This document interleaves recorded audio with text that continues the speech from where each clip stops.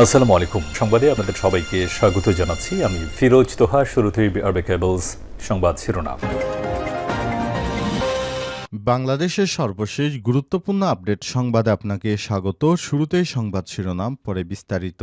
শুরুতেই জানাবো ভারতের সেভেন সিস্টার্স নিয়ে চীনে কি বলেছিলেন ডক্টর মোহাম্মদ ইউনুস। সেজন্য হতভম্ব হয়েছে ভারত। সম্প্রতি চীন সফর করেছেন বাংলাদেশের অন্তর্বর্তীকালীন সরকারের প্রধান উপদেষ্টা প্রফেসর ডক্টর মোহাম্মদ ইউনুস। সফরে দেশটির রাষ্ট্রপ্রধান সহ শীর্ষ নীতি নির্ধারক ও ব্যবসায়ীদের সঙ্গে সাক্ষাৎ করেছেন তিনি। সে সময় বাংলাদেশের অভ্যন্তরীণ বিভিন্ন বিষয়ের পাশাপাশি ভৌগোলিক নানা ইস্যুতে তিনি কথা বলেছেন। এরই ধারাবাহিকতায় ভারতের সেভেন সিস্টার্স রাজ্যের সঙ্গে বাংলাদেশের ব্যবসায়িক সম্ভাবনা তুলে ধরেছেন ডক্টর ইউনুস। এতেই ভারত হতভম্ব হয়েছে। কি বলেছিলেন এ বিষয়ে গুরুত্বপূর্ণ সংবাদ জানাবো, সঙ্গেই থাকুন।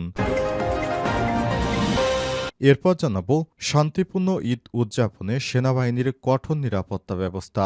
জনসাধারণের জানমাল সহ সার্বিক নিরাপত্তা নিশ্চিত করতে এবং চলমান ঈদ উল ফিতরের ছুটির দিনগুলোতেও যে কোনো ধরনের অনভিপ্রেত ঘটনা রুখে দিতে বাংলাদেশ সেনাবাহিনী কঠোর নিরাপত্তা ব্যবস্থা গ্রহণ করেছে।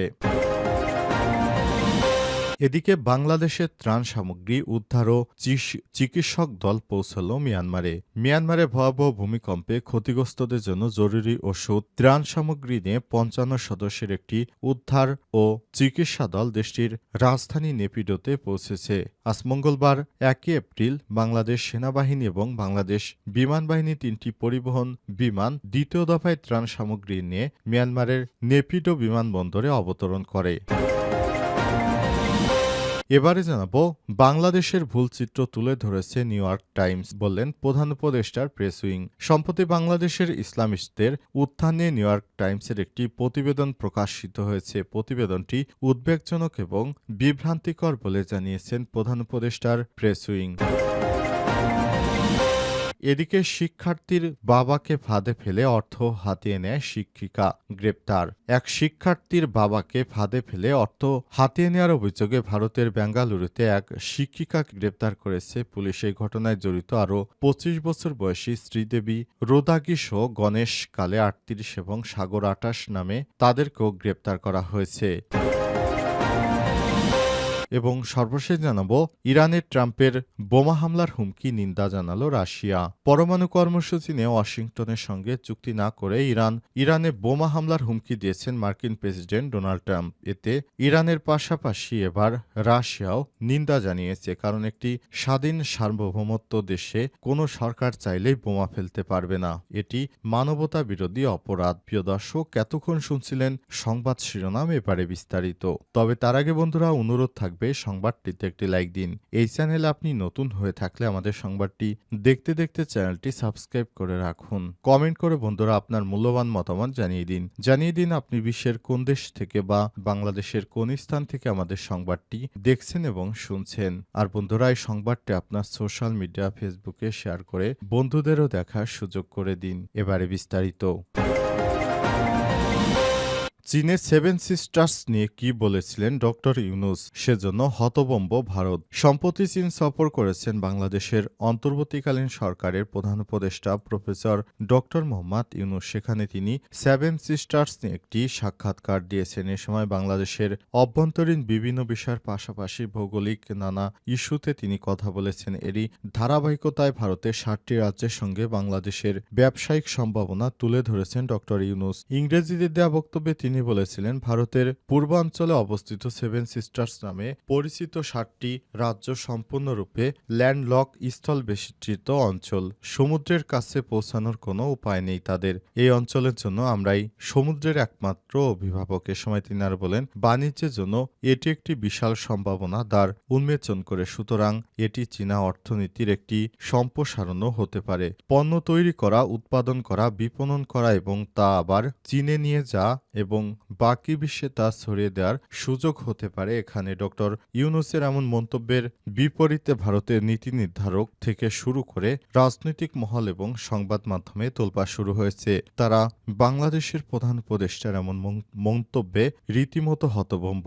ভারতের শীর্ষ পর্যায়ের কেউ এটিকে হুমকি হিসেবে দেখছেন, কেউ বা এমন বক্তব্যে অবাক হয়েছেন। প্রধান উপদেষ্টা নরেন্দ্র মোদীর অর্থনৈতিক উপদেষ্টা পরিষদ সদস্য সঞ্জীব সানাল সামাজিক যোগাযোগ মাধ্যম এক্সে লিখেছেন, ভারতের ৭টি রাজ্য ল্যান্ডলক হওয়ার তাৎপর্য আসলে কি? তিনি ডক্টর ইউনূসের বক্তব্য শেয়ার দিয়ে লিখেছেন, বাংলাদেশের তথাকথিত গণতান্ত্রিক অভ্যুত্থান সর্বদাই ভারতের বিরুদ্ধে আক্রমণ ছিল।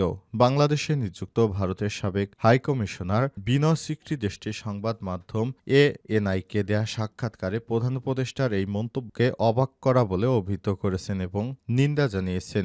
একই সঙ্গে তিনি জোর দিয়ে বলেছেন, উত্তর পূর্ব অঞ্চলে ভারতের অবিচ্ছেদ্য অংশ, তাই ডক্টর ইউনূসের এমন মন্তব্য দেওয়ার কোনো অধিকার নেই।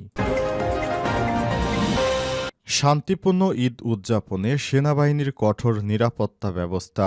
জনসাধারণের জানমালসহ সার্বিক নিরাপত্তা নিশ্চিত করতে এবং চলমান ঈদুল ফিতরের ছুটির দিনগুলোতে যেকোনো অনভিপ্রেত ঘটনা রুখে দিতে বাংলাদেশ সেনাবাহিনী কঠোর নিরাপত্তা ব্যবস্থা গ্রহণ করেছে। বাংলাদেশ সেনাবাহিনীর ভেরিফাইড ফেসবুক পেজে দেয়া এক পোস্টে এসব তথ্য জানা যায়। এতে বলা হয়েছে, চলমান ঈদুল ফিতরের ছুটির দিনগুলো দেশের প্রধান শহর ঢাকা ও পার্শ্ববর্তী জেলাগুলোতে নিরাপত্তা ব্যবস্থা আরও জোরদার করেছে বাংলাদেশ সেনাবাহিনী।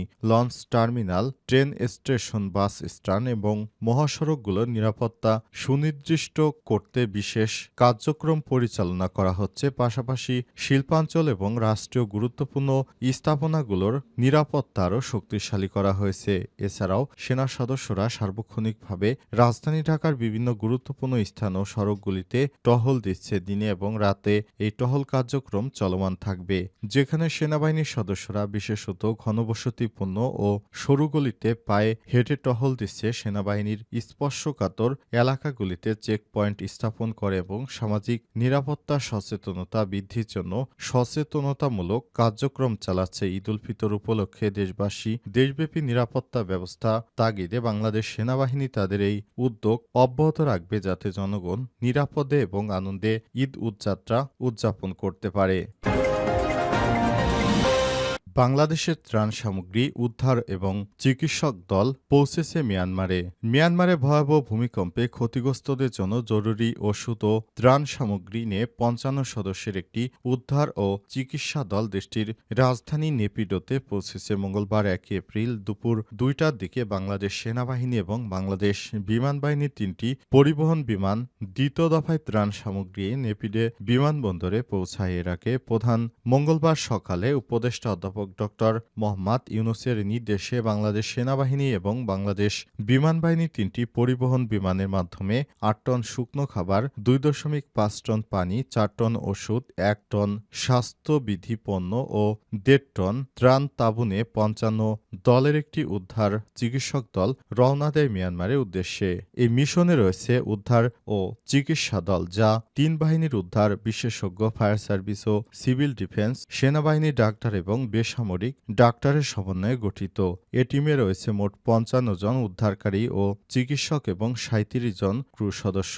মিয়ানমারে নিযুক্ত বাংলাদেশের রাষ্ট্রদূত ডক্টর এম মনোয়ার হোসেন মিয়ানমারের পররাষ্ট্র মন্ত্রণালয়ের অ্যাম্বাসেডর অ্যাট লার্জ তুনের কাছে ত্রাণ সামগ্রী হস্তান্তর করেছে এবং দূতাবাসের প্রতিরক্ষা মন্ত্রণালয়ের কাছে বিষয়টি হস্তান্তর করা হয়েছে। এর আগে রোববার ৩০শে মার্চ বাংলাদেশ সেনাবাহিনীর নেতৃত্বে সশস্ত্র বাহিনী ২টি ফ্লাইট ১৬.৫ টন ত্রাণের প্রথম চালান পাঠিয়েছিল, যার মধ্যে ছিল ওষুধ, তাঁবু, শুকনো খাবার এবং চিকিৎসা দল।